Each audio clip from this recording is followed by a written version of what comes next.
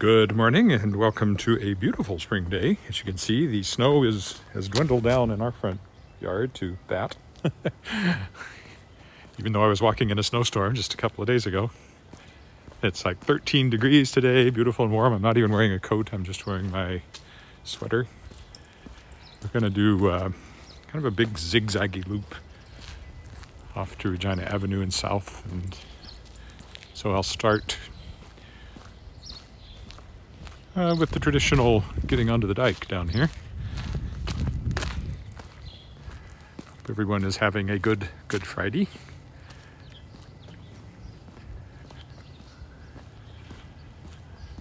Started the day with Kickstarter stuff, as I always do.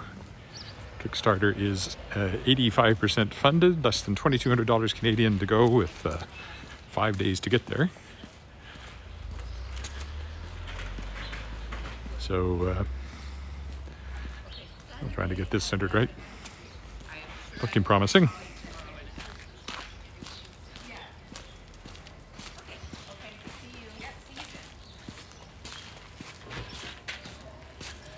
In last year's Kickstarter, I didn't get to 85% funded until like 3 days to go, so kind of ahead in that respect.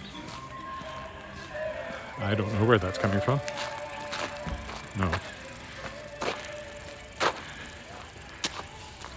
It's a certain amount of egotism to think people want to hear the music you're playing as you ride your bicycle. I don't know why you wouldn't have headphones if you're going to do that. Of course, I'm walking around talking to myself, so maybe I don't want to talk. If you happen to be watching live on Facebook or YouTube, you can leave a comment and I will see it. The Facebook ones, the YouTube ones, just come and go as you post them. So if I don't see them, they don't linger on the video afterwards. Facebook ones stay on the Facebook where it's live. I always post the high def YouTube version later as well, without any buffering, because I never know when I'm buffering. Nobody knows the buffering I've seen. He's coming back the other way.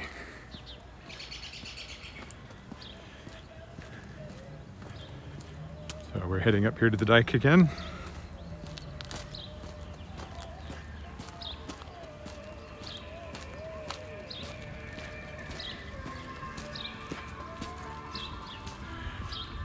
Oh, you can see there's a snowshoe hare up there just running across the street.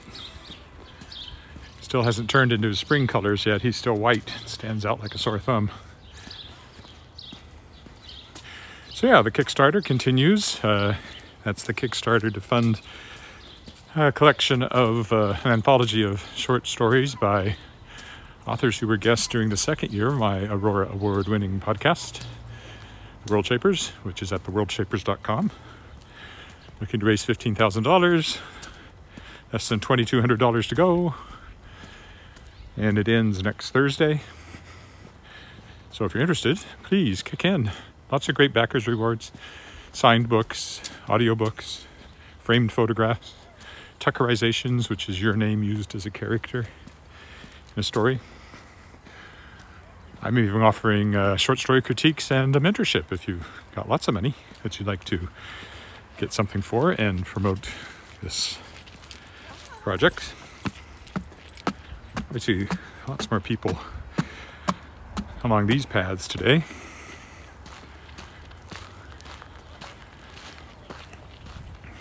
If you've been walking with me, you'll see how much everything has changed since the post-snowstorm walk. See kids on their bicycles over there. I decided it's still frozen, but not very frozen. Creek.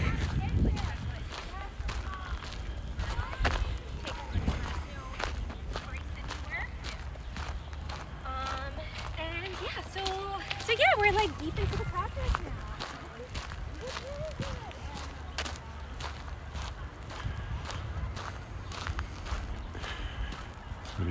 Oh good, it's the guy with the radio. He's decided to join us on the dike.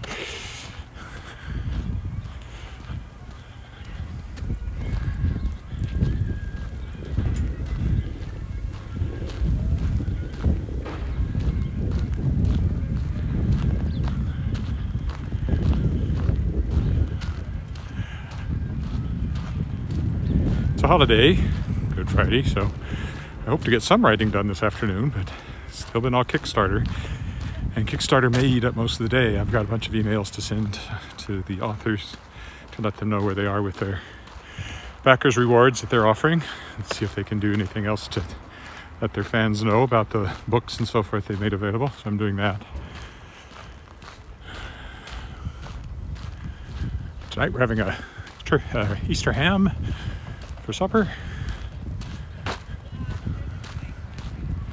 Of course, it's a long weekend.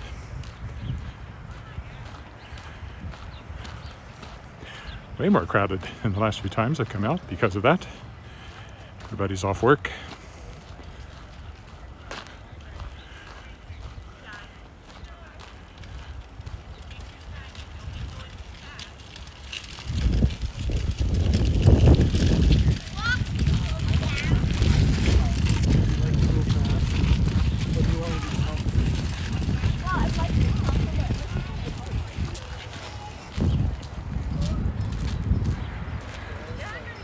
There's the bridge again.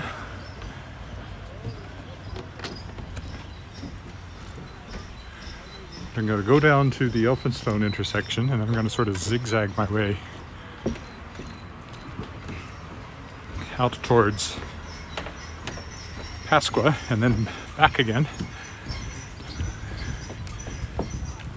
Oh, I forgot I was going to turn on my Map My Walk app, see exactly how far I went. I can always figure it out on Google Maps, but I forgot to do that. I don't want to do it now, I might interfere. So despite it being so warm, you can see the creek hasn't quite released itself from winter's icy grip. There's like a goalie net in the middle of there. Yeah. So we had a guy which will soon be on the bottom, I guess.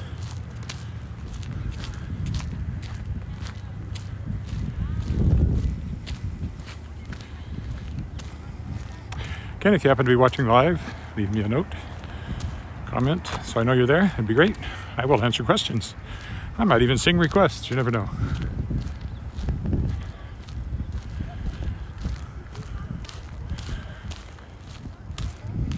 Don't have much to say about the tangled stars. So very slowly advancing. I'm about ready to steal the starship from the Museum of Science and Industry in Chicago that I've talked about. Well, not me, but that's what my character's about to do.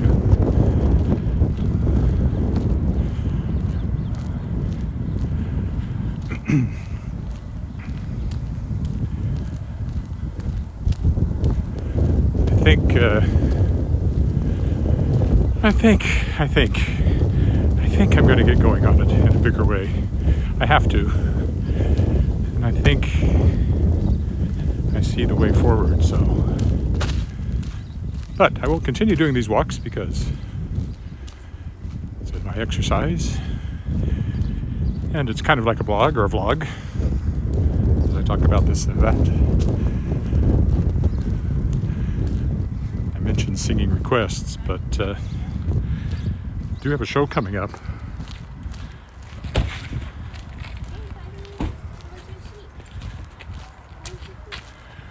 With Regina Lyric Musical Theater. I think they've changed their plans for shooting it, and now we have to shoot it at home, and that's going to pose challenges, especially for what I'm supposed to be doing, which I'm still keeping a secret, more or less. But we'll see. I'm waiting to hear. So we are in Waterfall Park again. Still a long way from having a waterfall. Still some ice and snow down here. It's very shaded, and of course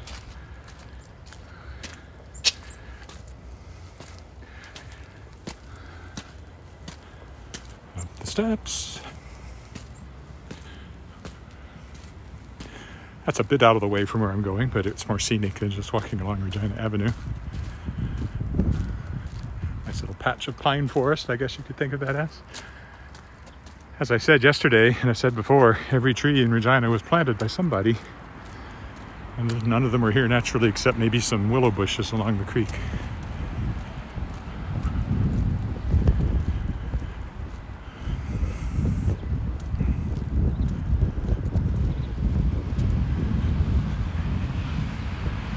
I'm a little concerned about the signal over here. I actually lost it for quite a good chunk in a previous trip, which again is why I post the YouTube version that's recorded on the phone. I take it from the phone and post that later because it has no buffering and it's high def. This is 720 and the uploaded version later will be 1080. I mean, I guess I could shoot at an even higher level, but I don't. Oop.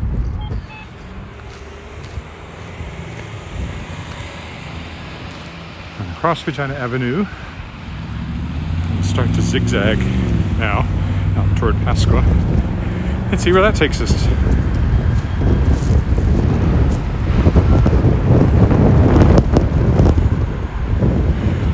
I haven't seen any comments yet, but if you happen to be seeing this live and you have access to some means of commenting, leave me a say hi or whatever, and I'll know you're there.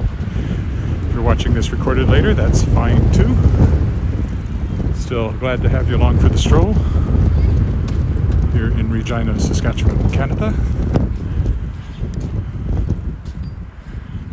There's a bicycle in my path.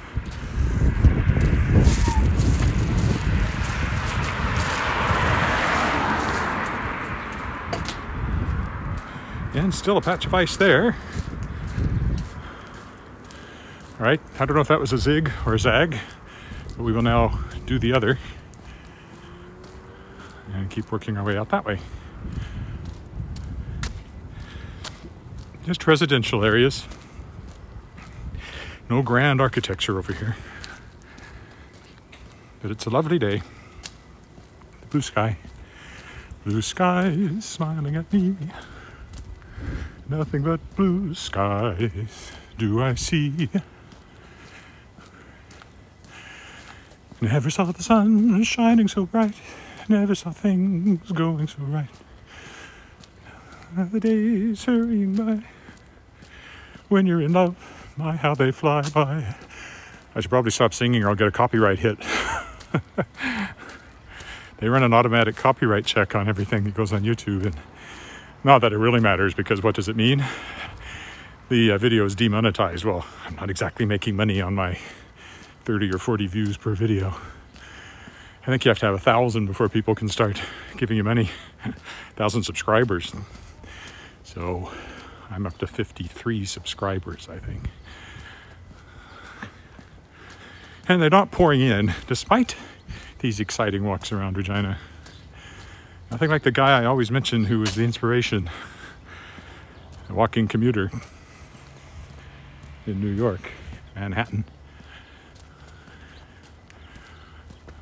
Can't tell if my horizon's more or less straight today. It's hard to keep it that way. It reacts to the way I hold my hand, and even if I adjust it, it doesn't really seem to stay necessarily, so it is what it is. Now we'll zag again, or possibly zig. Still working our way west.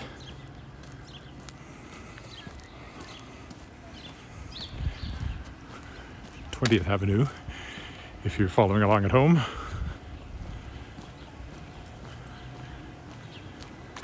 Yesterday's walk turned out to be quite a long one. My longest, an hour and, well, more like an hour and 40 minutes, but about 15 of that I was in the mall. Didn't really count as videoing and walking. I tried to edit that out of the YouTube version using their YouTube editor. I don't know if it worked or not. It seemed to be taking forever to process the change, but it might be done by now. I was right not to wear a jacket. I'm getting quite warm. Nice quiet neighborhood. Good for talking to yourself. And since nobody has said hello, I assume I am.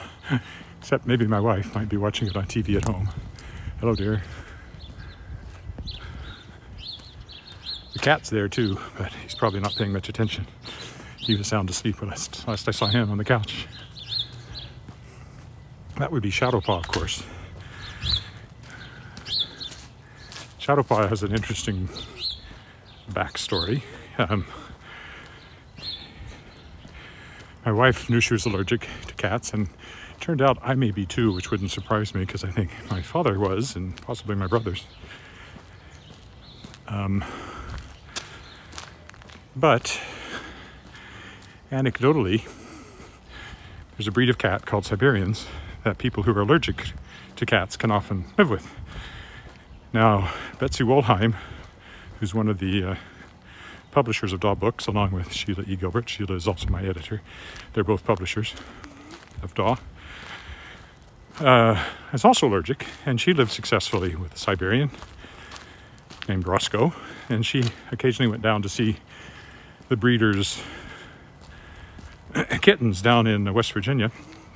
And she said, well, next time she was down there, she would send us some pictures of kittens. So she did, and she sent us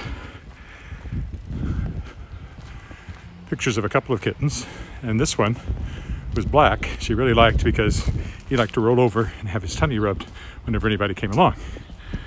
So, and he's black, which there's enough superstition out there still that breeders sometimes have a hard time selling black cats.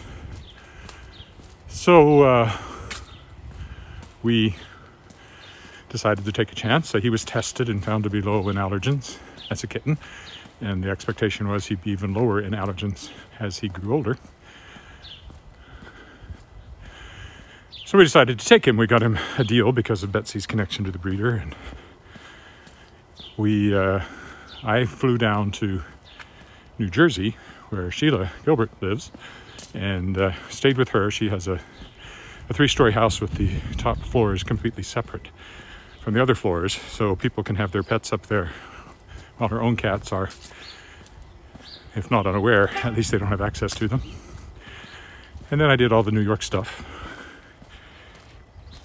Well, first the cat came. Betsy and her copy editor drove down to Baltimore and met the breeder coming the other way. Picked up the kitten, Shadowpaw, we were going to call him. We didn't know that yet, I don't think, but that's what he ended up being called. And they called him the Little Dark Lord.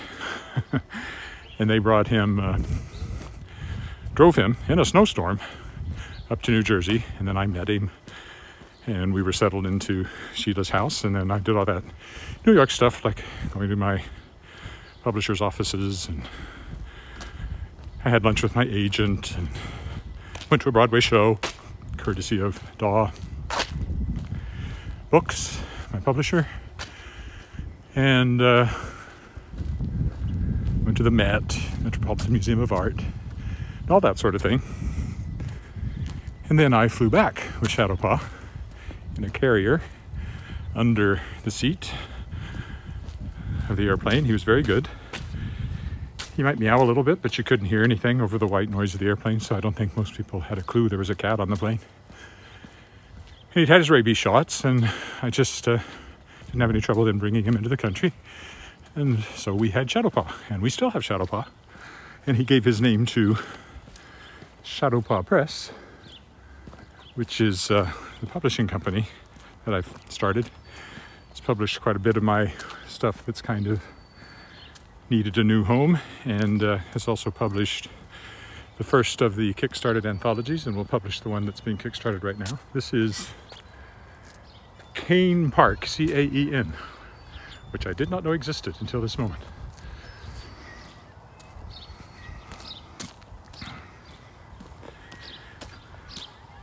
Shadowpaw Press also published One Lucky Devil, the First World War memoirs of Samson J. Goodfellow, which are my grandfather-in-law's memoirs. He wrote them late in life, and I put them online kind of unedited a few years ago, scanned them and put them online. But I always wanted to make them into a book, and once I had Shadowpaw Press, I knew it would be one of the first 2 books I published. The first one was my collection of short stories, Paths to the Stars, and then the second was One Lucky Devil, which I got out in time for the centennial of the armistice in 2018, so in November, which got me great publicity. I was on the front page of the Regina Leader Post and that sort of thing. So that book is available. Oh, hello, David. Thank you. David says he kickstarted to the donation. Donated to the Kickstarter. Thank you very much. That's almost as good as being able to get money just for walking. Now here's an interesting building. There's no sidewalks along here. I don't know exactly what it is. Is it just a house? Might be.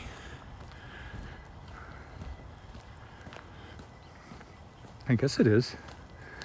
Very, very interesting. Not sure, run-of-the-mill house. It might have been something else at one point, and maybe it still is. Could be a group home of some sort, I guess. This is still zigzagging west. I may be setting myself up for a really long walk. I'm not entirely sure. But it's a beautiful day, so who cares?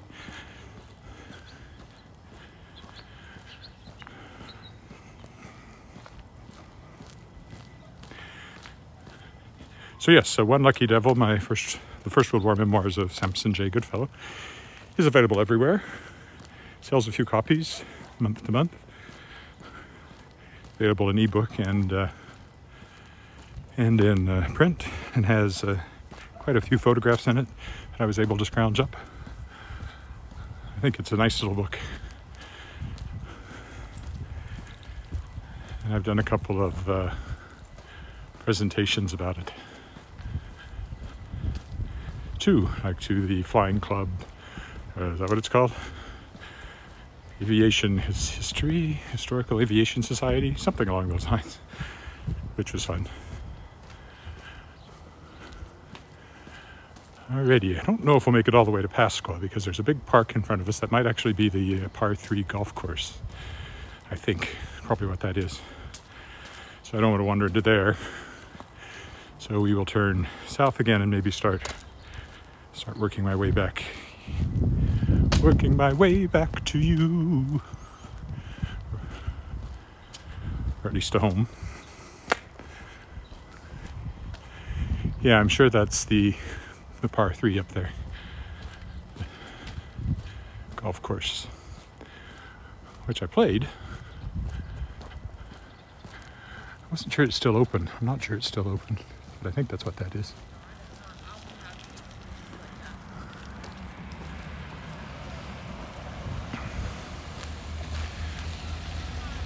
It's now turning south.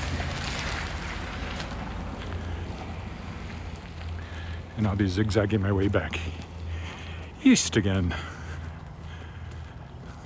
until I get back to Elphinstone, and then I'll head home from there.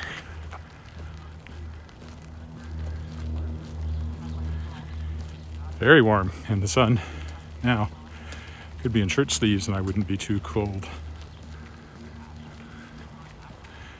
Maybe in the shade it'd still be a little chilly, but mostly lovely and warm.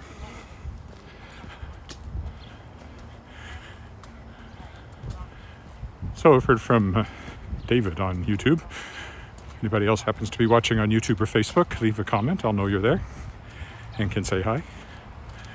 I can mostly read things today as the sun's not behind me shining on the screen. All right, let's zigzag back the other way and see where that takes us.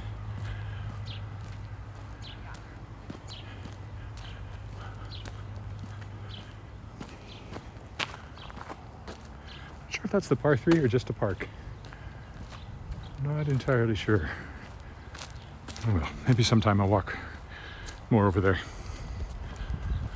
Doing one of these a days. There's always opportunity to go places. Again, I'll vary the walk a little bit. I don't even know what street I'm on now.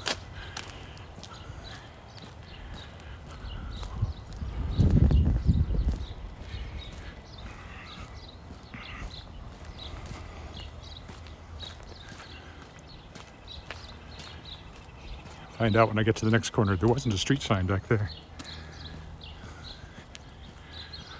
Can't really get lost. I know what direction I'm going, and I know major roads I will eventually intersect.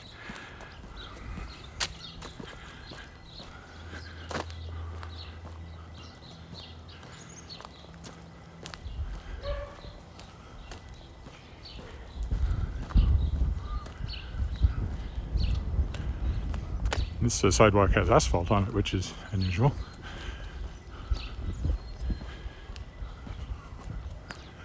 Fairly mature, again, neighborhood, lots of big trees. Judging by the houses, probably built in the 60s, I would think. Most of them.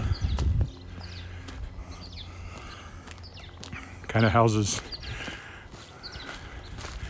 I used to envy when I was a kid, because we never rarely lived in a kind of normal house. We lived in apartments or structures that had been converted into apartments. The only time we lived in a house sort of like one of these was in Tulia when I was 7 and 8, I guess. That's where I started elementary school, in Tulia, Texas. But I skipped grade 1 because I learned to read in kindergarten. But that's the only time we really lived in a ordinary house like this. Then we moved to North Weyburn, Saskatchewan, where Western Christian College was located, where my dad was hired to teach. And it was a converted Commonwealth Air Training Command base. Oh, this is Argyle already. Huh. Well, I guess because of the angle, it's narrower than I would have expected. All right, that means we're zigzagging back this way then.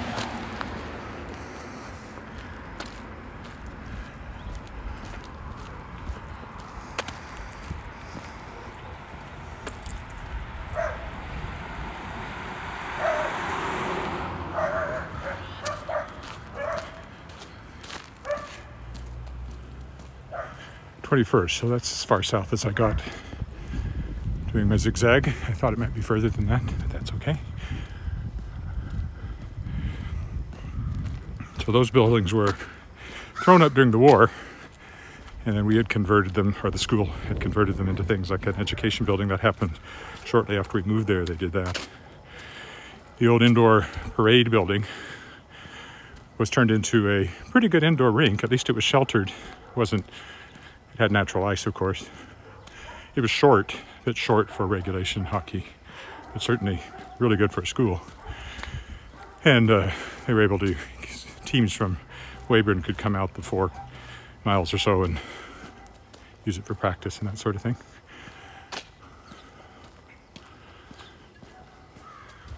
There were still remnants of the old air training.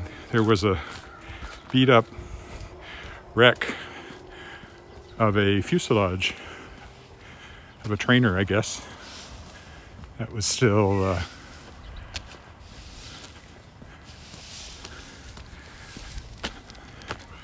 lying there out towards the airport part, and we played in that as a kid. Lots of things we played in we probably shouldn't have. Particularly, what was it called? Well, there was Canada Wire and Cable was out there. They had a huge fire when I was still in probably elementary school, and burned down one of the old hangars. Flames 200 feet in the air, because those things are made out of the same thing our buildings are made out of, well-seasoned wood. And of course, that particular one was full of insulation and plastic, and it burned, parts of it burned for days. So that was exciting when I was a kid. And they were really worried it would spread and take out the whole compound, whole campus, really a compound. But it didn't.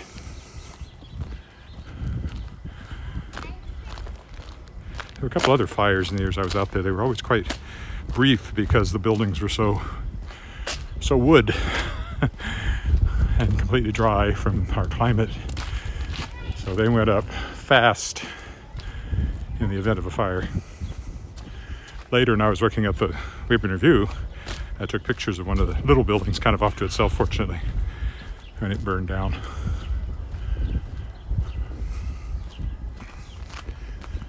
Okay, so this is McCallum. So I didn't wander too much further south than I kind of normally do when I come down this way. Could have gone a little further.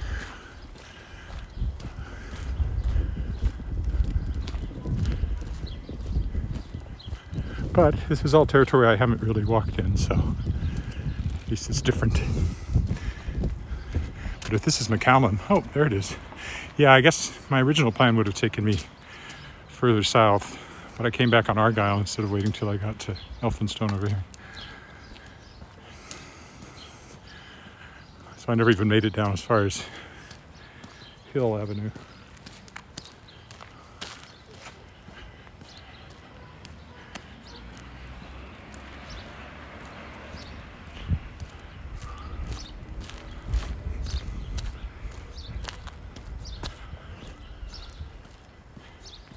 House with a turret. I love turrets. Medieval castles and all that. Goes with being a fantasy writer. Of course, I'm also a science fiction writer, and turrets remind you of rocket ships, so 2 reasons to like turrets. If you're me, maybe not if you're you. I can only speak for myself. As we're reading Robertson Davies, I still can't remember the name of it. Myth is in the title, maybe. Mary Mythy Mary, I don't know. Anyway, collection of his speeches and reminiscences. Closest thing you get to an autobiography of him. He never wrote one. Robertson Davies, famous Canadian writer. My daughter studied his book, Fifth Business, in high school. I read a couple of them and quite enjoyed them years ago. Haven't read one recently, except for this.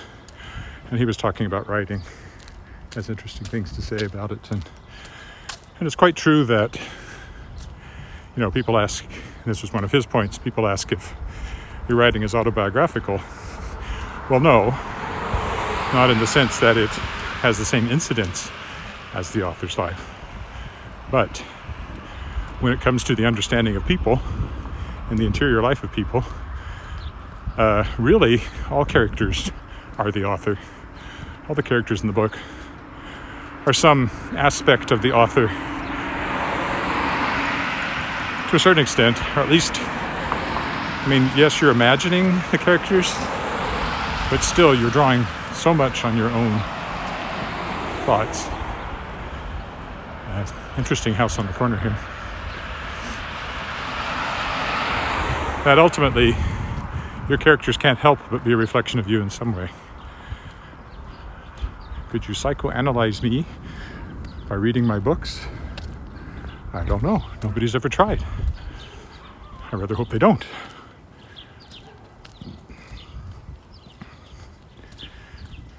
Quite a cool house as the new ones go.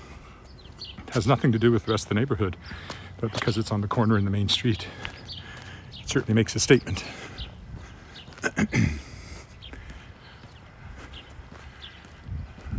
And because it's a cube, it's got a lot of space too. So we're going back to the footbridge now.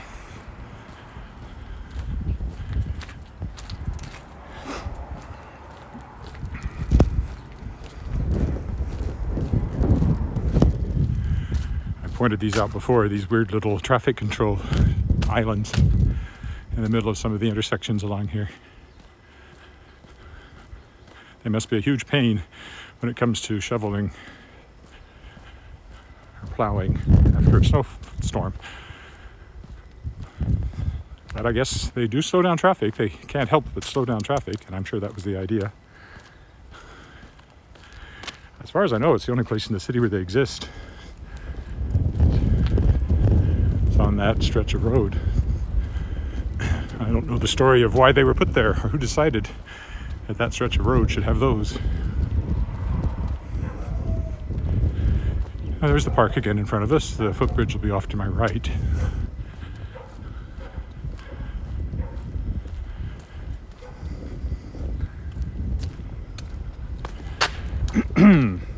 It's actually going to be a shorter walk than I thought it might be, I think. I can't tell. How long have I been walking? Yeah, not that long. Well, that's okay. Got Kickstarter stuff to do. Lunch to have. I'm supposed to have an interview this afternoon, a YouTuber. I don't have the link yet, but I presume it's coming. That'll be at, I think it's 3 o'clock my time, 3 to 4.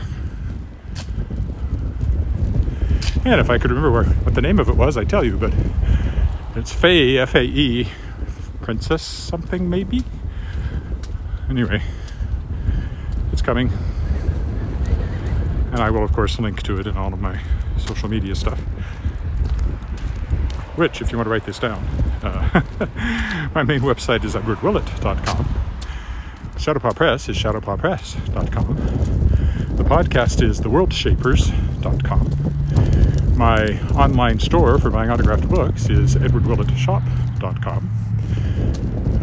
I also have a kind of general business website called wordsbywillett.com. I have 2 other websites, shardsofexcalibur.com, which is focused on my Shards of Excalibur YA series, and ecblake.com. There was a big interview with E.C. Blake at Gene Book Nerd yesterday, which is was quite lengthy, but it was, yeah, E.C. Blake persona, focused on his new book, Blue Fire, which I published through Shadowpaw Press.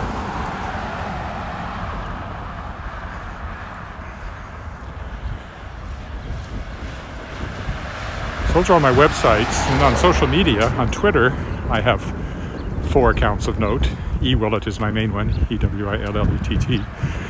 Author E.C. Blake, mostly echoes E. Willett. Shadowpaw Press, where I post stuff that has to do with Shadowpaw Press stuff mostly. And then the World Shapers has its own website. I echo pretty much everything from one account to the other, so if you follow all 4, you will get a certain amount of repetition. And then on Facebook, I'm Edward Willett, Edward.Willett. Shadowpaw Press is on there, Shadowpaw Press. World Shapers is on there as the World Shapers. E.C. Blake is on there as author E.C. Blake. Those are the main ones. And on Instagram, just the one, Edward Willett Author. And then, of course, on YouTube, where you may be finding this, I guess there's 2 shortened URLs you can use for the YouTube channel. One is youtube.com/c/Edward Willett.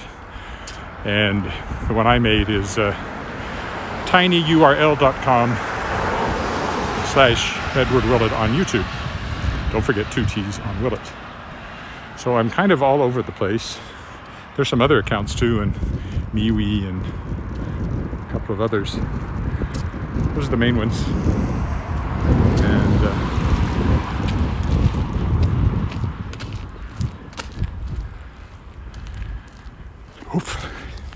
and I've been doing a lot of Kickstarter stuff on there, so hopefully people aren't too annoyed with me. Also did some shall we pause for another look down the creek? Only the 1 note comment from anybody today, but if you're there, it's not too late to say hi. I've still got a few minutes of walking to go.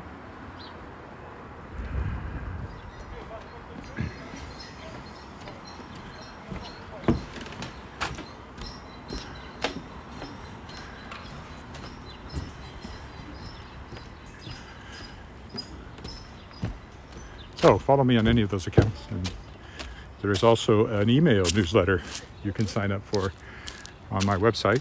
You'll find that. These walks, I've also created a widget on my website, so the latest of these is accessible from there every day. I kind of enjoy doing that online stuff. I'm hardly a genius at working with the internet, but I get by.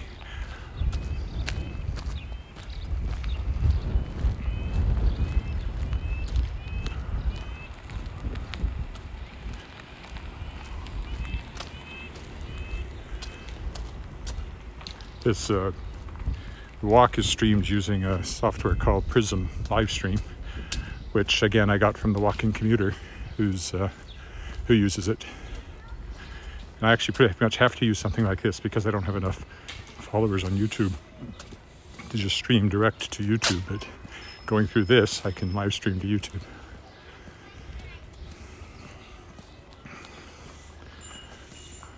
Not that I get a lot of viewers watching the live stream on either YouTube or Facebook. Most viewers are watching this. If you're watching it, you're likely watching the recording of it, which I will post shortly after I get home, which won't be long now. It won't be very long. It won't be very long. That's an old spiritual that we sang when I was growing up.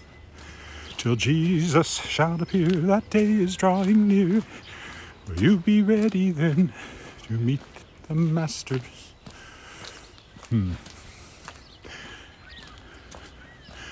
Get ready for that day. It won't be very long. Well, that's the end of it anyway.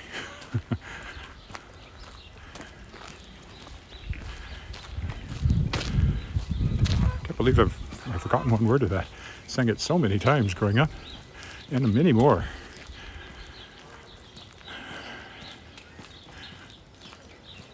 So I grew up in the Church of Christ, which has a cappella congregational singing. So, and my dad was a song leader. I learned to song lead and led many a service. Learned how to wave my hand in the appropriate pattern for 2, 4, 3, 4, 4, 4, 6, 8. You rarely needed 5, 8 or any of those in hymn singing, but I know those too. And because it was a cappella, 4-part harmony, and because we had the school, Western Christian College, with Dad's 100 and some voice choir, the core of it was 50 or 60, but pretty much everybody in school sang in the choir. We had good congregational singing. Kind of spoiled me when I went to other congregations that didn't have that. So I sang all 4 parts growing up. Started as a boy soprano. I sang alto for a while. I sang tenor for a few months. Pretty quickly dipped from alto to alto to tenor to bass in about a year. And obviously I've been a bass ever since, as you can probably tell. Not really a basso profundo. I can sing low notes down to about a low C, depending on the time of day. But the volume that you would need to really be a basso profundo isn't there. So bass baritone. I have a pretty good upper range too. I can hit an F, even a G. Can't sing up there very long, but I can hit them and not sound horrible.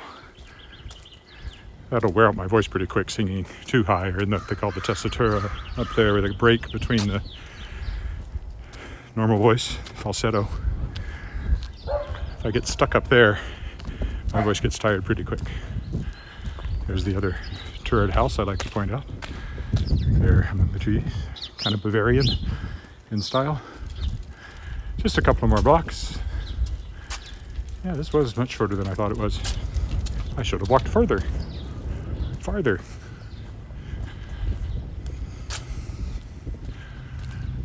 breeze is refreshing now. I would be really sweating if I had worn my coat today, so I might be getting to the point where I don't have to wear a coat very much going out. Our stop sign up there, where I will turn this off, beckons in the distance. In the distance. No, from a distance. There's that white car. Is that the same one that was driving around at the other place where I was? Is he looking for somebody? Is he lost? Don't know. He didn't stop to ask directions, nor would I. I saw somebody carrying a camera. Used to do man on the street interviews in Weyburn, where you'd stop people on the street, ask them a question, take their picture. People would cross the street to avoid you if they realized who you were and what you were doing. It'd be even worse now. Who wants to go on the record when cancel culture is out there ready to knock you down if you say the wrong thing?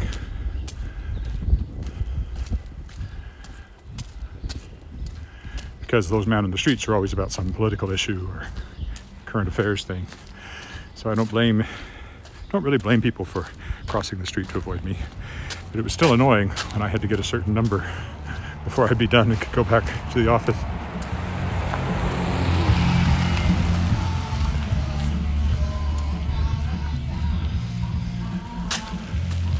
Thank you for sharing your music too.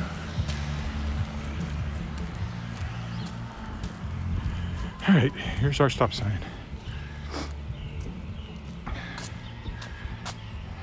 for watching.